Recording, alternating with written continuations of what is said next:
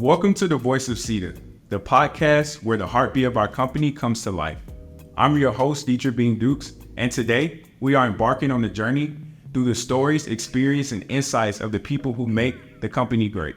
In this special series, we're putting the spotlight on our incredible team members, past and present, to share their unique journey, the lessons they learned, and the moments that define what it means to be a part of SITA. So whether you're new to SITA, a seasoned professional, or someone curious about what it is like to join the ranks, this podcast is your exclusive backstage pass to the heart and soul of SITA. It's my absolute pleasure to welcome a very special guest on our show today, Maher Abu-Arja, Senior Business Manager in our Airports Division. How are you doing today? I'm doing great. Thank you for having me. Thank you for joining. First off, congratulations for being the first guest on Voices of SITA. It's our pleasure to have you, so thank you. Thank you. So we could dive right into it. Could you tell me a little bit about your journey? How did you learn about SITA, prior to joining? It's a good question because I learned about SITA when I was a child. You see, my father used to work for SITA. And when I was a baby or a kid, I used to come to SITA offices and jump on my dad's desk and stuff. But when I graduated from college, part of the graduation is you need to do an internship. And luckily for me, there was an internship available in SITA. I got into that internship, and then once the internship concluded, there was a vacancy in the technical workshop at that time. Okay. My father did not influence the decision because at that time I was candidate number two, but some reason candidate number one did not accept the job offer, so they came to me, candidate number. This was 14 years ago, Detrick. Wow, that's amazing. So your second generation SITA. It sounds like you said that you had a choice, but it sounds like you really didn't have a choice. I mean, you grew up, in fact, good question again. In fact, I had another job offer and I wanted to go and do the other job offer because it had more money. But okay. My father told me, because he knows SITA very well, he said, maybe you need to reconsider, everything is not money. And this is where he made me decide, or made me stay or pick the SITA option. Okay, that definitely makes sense. So you picked the SITA option, you decided to join. What is keeping you here at SITA? What made you stay here as long as you have? Oh, so many things. I'll try to summarize. Number one, it's the domain or the industry that SITA is in, aviation. I love working and meeting people in the aviation industry. So sometimes I interact with the airlines, sometimes I work with the airports. Okay. Recently, when I moved to this new role, I'm meeting with the ground handlers. And it's very interesting to meet those different stakeholders. Each one have a different challenge. So for me personally, I learn a lot from each stakeholder. So this is when it comes externally and how you meet with you or how you talk with your customers. Internally, to be honest with you, I like the people around me. There are some people here in SITA that really contribute a lot to my personal and professional life as well. So it's both. It's a combination of everything, actually, Detrick. It's the customers that we are working with. Sometimes they have very interesting and challenging stuff that challenges you on a personal level. Also, internally, the team here they have the nice atmosphere and the nice platform where they empower you to be yourself. Definitely. So you hit on a little bit about the challenges. Could you tell me about a time when you were challenged to grow in your skill set and capabilities, and how did this lead to, career growth or promotions? So an example would be when I was meeting one customer in an airport, and they asked me to present to them a solution that I wasn't aware of. So at that time, I have to admit that I was scared. But luckily for me, I had the right management who asked me just to go try and see what comes up with this presentation. They did give me some guidance. Okay. I have to admit that I did not provide the right presentation at that time, but it helped me grow my experience in order to handle such cases. So the next time I presented the same solution, I had the right knowledge. And the next time I also grew. So for me, it's stepping up or doing it together, where basically you have the right management and you have the right company who encourages you to challenge yourself and go after the things that you might consider impossible. Definitely.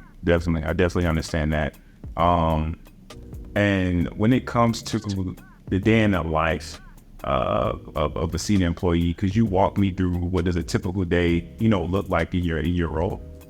So I have to admit that it depends on your role. So I started with post-sales, then I moved to delivery, and now I'm doing I moved to pre-sales, and then now I'm doing business development. Each role is different. When I was post-sales, when I was in that function, I used to be in an airport. So in an airport, you come at 9 a.m., you don't know how it's 5 p.m. It's crazy. Working in an airport, it's very alive. Yeah. At the same time, when I was in delivery, it was also different because the customer is demanding a lot. Now in business development, I love being in front of a customer. So whenever there is a customer meeting, I just enjoy myself and I go there and I love talking to customers. But I have to admit, in business development, it's always meetings internally and externally, and presentation, lots of presentations. And the trick in business development, at least for me, is to try to create that need for your customer. There are needs everywhere. But once you master creating a need for your customer, the customer will be the one reaching out to you to work as an advisor for them. Okay. Yeah, it definitely makes sense. So you mentioned you was in pre-sales, then moved to business development.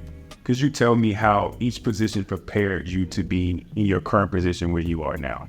Yeah. Okay. It's a good question, Detrick. So when I started in post-sales, I didn't know everything, but because being in an airport and supporting SITA solutions, we had a very nice a suite of products in that airport. I learned the product from a post-sales perspective. And then when I moved to delivery, I started to understand how delivery transitioned the product to post-sales. And then when I moved to pre-sales, I started to understand how pre-sales is designing the solution for delivery and post-sales.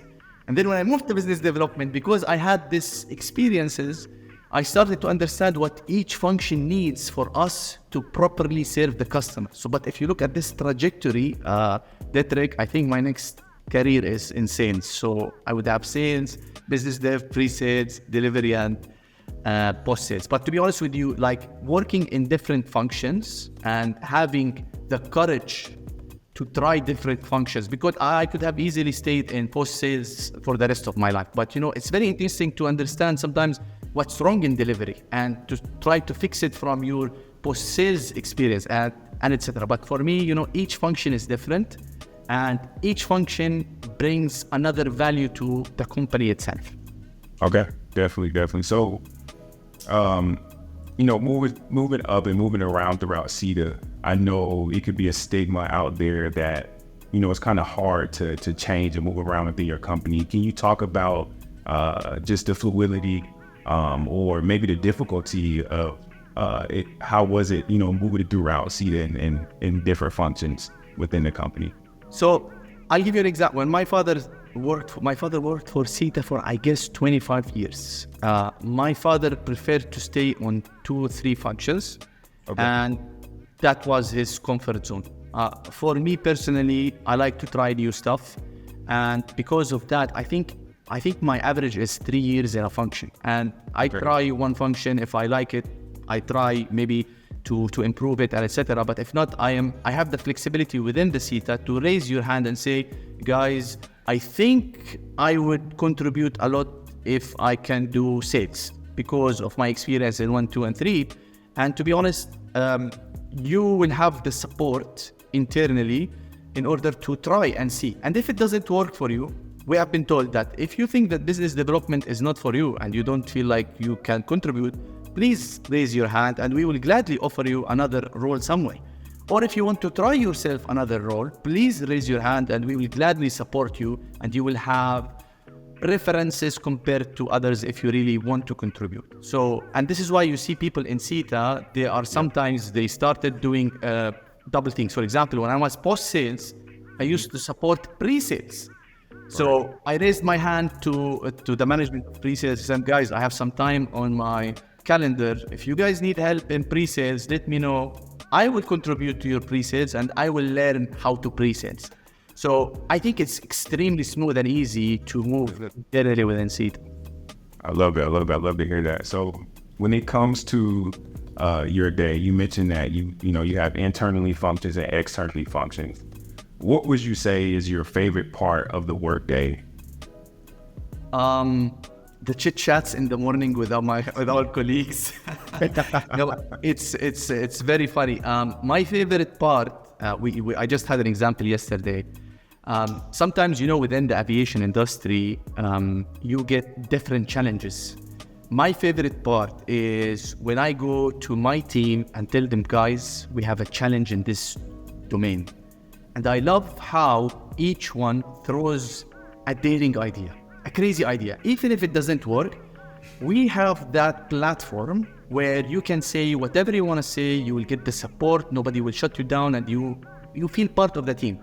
For me, my favorite thing in SITA is being part of a team. So in each function, I was part of the team and I really enjoyed contributing to that team. Alhamdulillah, I have been seeing this in SITA often, and I feel this team sense. I hope you understand what I'm trying to say. Yeah, I definitely understand that. It's a free space. It allows you to be creative, try fast, fail fast, and that's a great example. So I definitely understand. Yeah. So with all that you do and contributing your day-to-day into SITA, why does your work matter? Oh. Okay, so I am a nerd. I don't know if that's a good thing or a bad thing. Detrick. For me, what I think why it matters, I love aviation in general. And when I see the value that SITA brings to the aviation community, I really enjoy presenting SITA and my work. I feel alive when I talk about aviation products or to solve a problem in aviation. So for me, the fact that I contribute a little bit in the aviation ecosystem, it means a lot. Whether it was solving a sustainability issue in an airport or whether you're trying to improve the internal processes in a ground handler, those tiny things makes me feel better about what I'm trying to do in the aviation. But to be honest with you, the fact that you are part of this huge ecosystem, it matters a lot. Definitely. So when it comes to the company values, dare to grow, step up from the customers, where have you seen our company values in action in your day-to-day? Step up for the customer is one, but also my favorite one is do it together. And as I mentioned before, if you have the right team anywhere in any company, not only SITA, if you have the right team around you, you will be able to call them and say, guys, I have 1, 2, 3, let's please discuss how we can solve it. And we have seen that in multiple projects in SITA, where we ran into so many issues in delivery because I'm just saying an example that the previous function did not deliver, but we don't have that blame function. We sit down together, we try to solve it, and then we try to go to the customer. Dear customer, this is not working. Can you try this and try this? Will that work with you? And I feel this do it together where it really matters a lot from my perspective. Yeah, definitely. I definitely understand and I agree with that. So let's switch gears a little bit. When it comes to hobbies, when you're not working, how do you spend your time? Sports. So I know that you're a huge sports fan as well. But for me, sports is my go-to after normal business hours. So I learned this the hard way. When I started my career in SITA, I used to work 24/7. I just loved working in aviation. Yeah. But down the road, you will not be able to sustain working 24/7. You need to disconnect a little bit. And this is one of the advices I got from my upper management is We know that you love your work, but sometimes you need to disconnect in order to sustain loving your work down the road. So for me, hobbies include playing sports. I play all kinds of sports, football, American football, baseball, softball. I'm trying to learn cricket, but God, it's so hard. I also have a YouTube channel where I created during COVID. And from time to time, I like to go and cover American football. You know, I love American football. I'm trying to increase awareness in this region about American football. But yeah, for me, it's sports. And of course, you have duties as a parent to take care of your family as well. So it's a combination of everything. My son, it's funny that we mentioned my dad used to work for SITA. My son told his teacher in school that he wants also to be part of SITA because he wants to be his dad. I don't know if he's on the right track. Hopefully he is. But yeah, that's it. Nice. So you say football is a big part, you know, of your off time. What's your favorite sports team right now in the NFL? I don't know if we need to talk about. I don't know if we need to talk about my sports team. I don't know why I always get the teams that suffer. So in American football, it's Chicago Bears. We know how they're doing. In baseball, it's the Cubs. We know how they're doing. Yep. In soccer, it's Lazio. I don't know how they're doing. But it's funny that I love this example. And the more I look into sports, especially American football, I can see the similarities between them and SITA. And it's a crazy similarities. You know, in American football, you will not be able to succeed unless you have the team around you. Each one has to do their own job. The quarterback has to throw, the linebacker has to defend, the fullback. So each one in American football has the same role. I learned this also in SITA, where just make sure you do your job, do your function, design your solution correctly. Don't worry about post-sales. Post-sales will be fine, as long as you do your job fine. Because when I started working Detrek in SITA, I did a little bit of, I was post-sales and then I needed to check pre-sales. And then my manager said, okay, just master your function and then you'll be fine. So, sports and SITA are very similar. So what about you? I'm Chicago Bears. You are? So I'm a Miami Dolphins fan by heart. Guys are doing great. Yeah, we're doing okay. We lost to the Bills, but we were able to bounce back. So I think we got a good chance this season to do something special. And to your point, I mean, football is a lot like SITA, right? It's the most diverse, I would say, place you can be, from people from all different nationalities that come together for one common goal. And you see that in SITA in the day-to-day, being that we're so global and we work with people in different parts of the world for one common goal. So I definitely see that similarity as well. Maybe this is another podcast we can do. The similarities between American football and SITA. Think about it. I like it. I think it'll be a hit. Crazy idea during a podcast. About a podcast. I hate it. So when it comes to, you mentioned that you love talking about aviation, you love working in aviation. How are you combining work, or not even work, how are you combining hobbies with your passion? Oh, okay. So very interesting. So because of American football and because of the connections I'm trying to make with this, because, American football in the Middle East is a very niche market. The people who follow the sports are someone who have already studied in the US or has business in the US and etc. It's funny because of these connections, as a business development, it's helping me. So I was having a chit chat with someone in American football down when we were traveling back from Munich. They were playing in Munich. Yeah. And I told him, look, I work for SITA. And he said, SITA? SITA is my third-party provider in my airport. I said, yeah.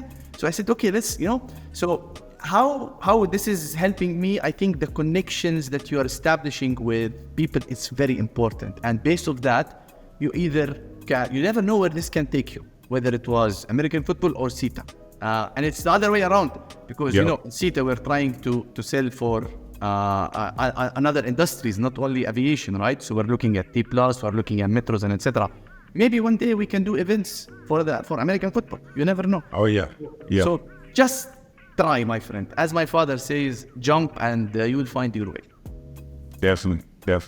Well, thank you so much for joining. Really appreciate you, sharing your knowledge, your insight on how it is working at SITA and what it means to you.